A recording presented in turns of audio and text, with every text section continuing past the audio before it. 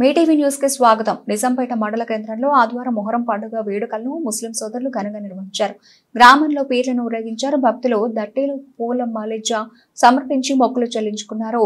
ఈ సందర్భంగా వారు మాట్లాడుతూ సాదత్ అనగా 72 మంది ప్రాణాలు కోల్పోయిన రోజుగా మొహరం పండుగ కొలుస్తామని, త్యాగానికి ప్రతీకగా పీర్ల పండుగ నిర్వహిస్తామని తెలిపారు. గ్రామంలో సాయంకాల సమయంలో కులాలకు అతీతంగా అలైబలై ఆడుతూ పండుగ వేడుకలు జరుపుకుంటామన్నారు. ఈసారి 2 పండుగలు ఏకాదశి మొహరం రావడం విశేషం.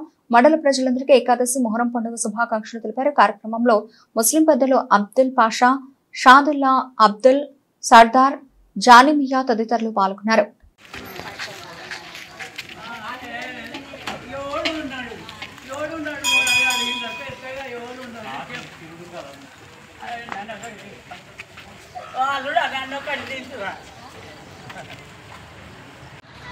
షహాదత్ 10వ రోజు ఇక్కడే గాంధీకాడ సాయంత్రం జాతర జరుగుతుంది కాబట్టి అందరు రావాలి, పేరుకున్న ప్రతి ఒక్కరు రావాలి. అలాగే ఈరోజు షహాదత్ అంటే 72 ప్రాణాలు కోల్పోయిన రోజు ఈరోజు. అందుకే మేము షహాదత్ ఈరోజు చేస్తున్నాము. ఈ పీర్ల పండుగ అంటేనే అంత ప్రాణాలు అర్పించిన పండుగ కాబట్టి మొహరంగా పిలువబడుతుంది. అందరు సాయంత్రం కంపల్సరీ పేరుపైన జాతర రాగాలని కోరుకుంటున్నాం.